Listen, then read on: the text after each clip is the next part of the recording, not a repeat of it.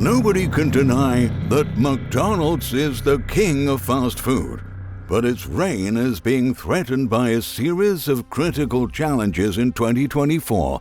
Sales are collapsing across United States locations amid doubling prices, and its stock is being hammered due to a recent E. coli outbreak that will likely cost billions of dollars for the company. Now, thousands of McDonald's restaurants are going empty as customers are afraid of getting ill and struggling to keep up with soaring burger prices. Executives are desperately trying to fix the situation, but the chain is in much bigger trouble than they have anticipated. Today, we will show you why the largest fast food company in the US and the world is crumbling from within right now, so stay tuned until the end of the video.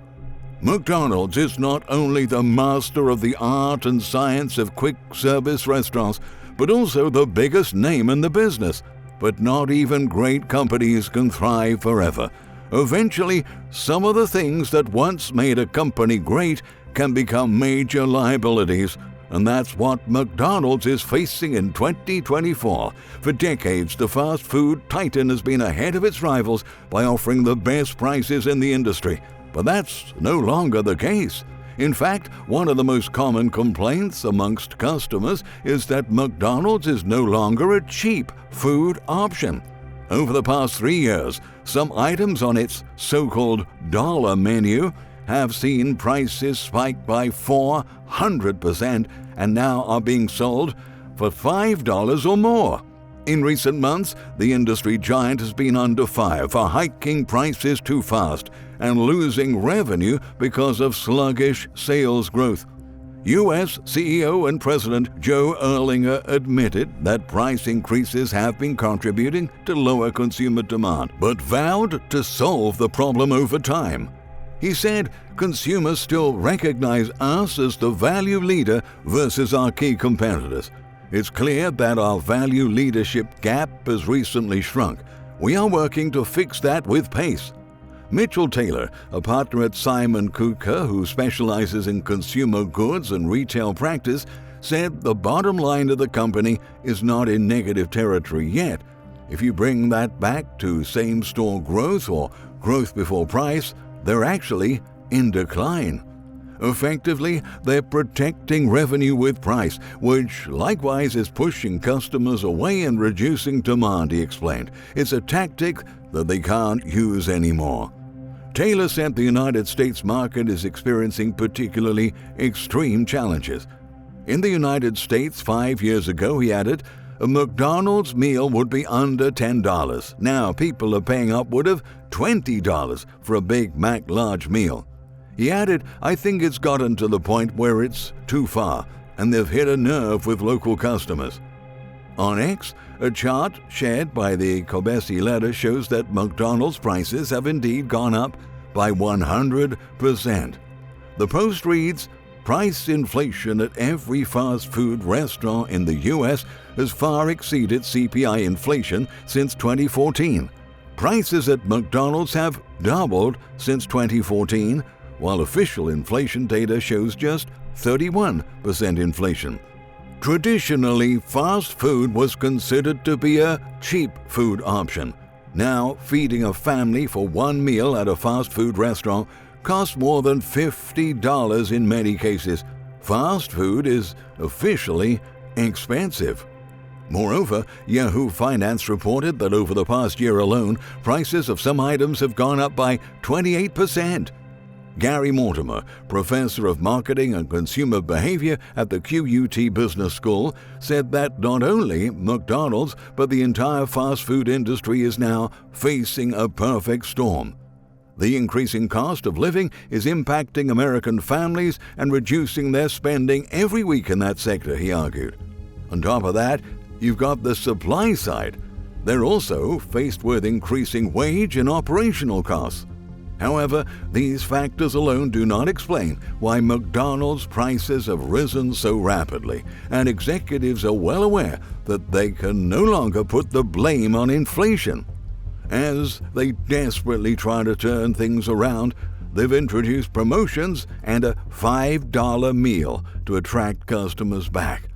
But according to Mortimer, that strategy is not effective in the long run, and it doesn't equate to long-term customer loyalty or value, he said. Another big problem the industry leader has been dealing with in recent months is an E. coli outbreak that fatally victimized one person and left at least another 90 customers ill. The company originally said that beef patties could be the source of the outbreak, but the U.S. Department of Agriculture now believes that contaminated onions were to blame. Shares of McDonald's have been falling since then and sank as much as 10% in extended trading in the immediate aftermath of the news. Past outbreaks of E. coli have hampered sales at big fast food restaurants, as reported by The Guardian, given that they cause customers to shun the affected chains. A drop in sales is never good news for a company, but it's one that McDonald's in particular cannot afford at a time when the brand faces a series of challenges this year. According to financial experts with The Motley Fool, while the chain is trying to quickly address the issue, investors don't seem optimistic about McDonald's future. The stock had been trading at a high valuation.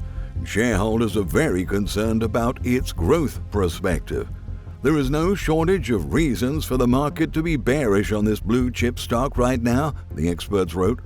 In its second quarter earnings report released in late July, McDonald's announced that its sales had fallen by 1% worldwide across every company segment from April to June, leading to net income falling by 12%.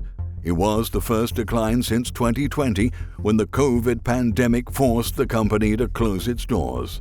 Reporting on the sales slump, CBS News said inflation-wary consumers were pulling back on eating out. Consumers have moved a larger share of meal occasions toward grocery stores. Morningstar equity analyst Sean Dunlop told the media outlet, meaning that McDonald's was seeing weaker than expected traffic. Things haven't improved since then. Last Tuesday, McDonald's released its latest quarterly results, which were far from impressive. Revenue of $6.9 billion for the period ended September 30th was up just 3% year over year. And with costs rising at a faster rate than revenue, the company's net income of $2.3 billion went in the other direction, declining by 3%. U.S. comparable sales rose ever so slightly by just 0.3%, but globally they were down by 1.5%. With higher prices for housing, utilities, groceries, and other basic necessities, consumers are seeing the rampant cost of living take a bigger bite out of their buying power with each passing month, and McDonald's is not immune to this industry-wide downturn, as Americans forego visits to the fast food chain and prioritize essential expenses. In June, when the company introduced several combo meals that could be purchased for only $5, sales actually improved. So, executives decided to extend what was supposed to be a short-lived promotion all the way into August at most locations. But now, the consequences of that $5 decision are starting to become apparent. Several franchisees have voiced frustrations that the cost of making and selling these $5 meals was simply too high, without assistance from the corporation itself, which did not come. Many of the chain's pricing and menu decisions are compulsory, and hundreds of struggling franchisees have been pushed to the brink because of the $5 promotion. Investors are worried that this will be another source of tension stemming from a business arrangement that offloads much of the cost burden, and therefore much of the risk, onto franchisees. Motley Fool experts argue that McDonald's once fruitful relationships with franchisees is being strained to the point of becoming problematic. Something most people don't know is the fact that McDonald's does not actually own the majority of its stores. About 95% of McDonald's restaurants are owned and operated by franchisees that not only pay an upfront fee for the right to run them, but pay the corporation ongoing royalties from their location's revenue. The franchisor, that's McDonald's, also requires its franchisees to purchase their supplies from the company itself and contribute to certain marketing efforts, they noted. On top of that, McDonald's differs from other franchises by virtue of owning the real estate where the franchisees operate, collecting ever-rising market-based rent payments for the right to use its building and the right to use its land. With the restaurant business becoming increasingly competitive, this is adding more and more pressure on several aspects of McDonald's operation and consequently creating tension between franchisees and franchisors, each of which just wants to maximize their bottom lines. Stories of McDonald's franchisees becoming frustrated with unexpected costs and abusive requirements are nothing unusual these days. They have gotten so frequent that even the U.S. Federal Trade Commission is getting involved. In September, the FTC issued an official warning to U.S. franchisors, reminding them that the use of contract provisions, including non-disparagement clauses that prohibit franchisees' communications with the government, violate the law. The regulator also reminded them that franchisors cannot lawfully impose and collect fees from franchisees that were not previously disclosed. The warning was directly linked to many of the heated complaints McDonald's franchisees have voiced in recent years. The fact that the FTC felt the need to issue a public statement on the matter at all is a sign that McDonald's deteriorating relationships with its franchisees may be at or near an impasse that could impede further growth.